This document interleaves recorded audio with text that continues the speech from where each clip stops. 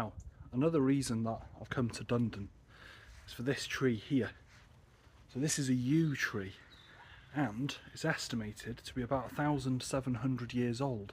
So it could quite possibly be pre-Saxon, and could even be a Celtic holy tree in the area, because people used to build their churches when the Christians came in Celtic holy sites.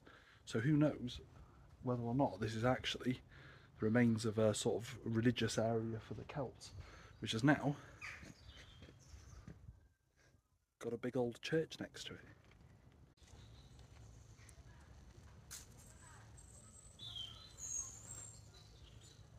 And also, if you want evidence for a pagan revival in Britain, people have been leaving apples and stones in the tree.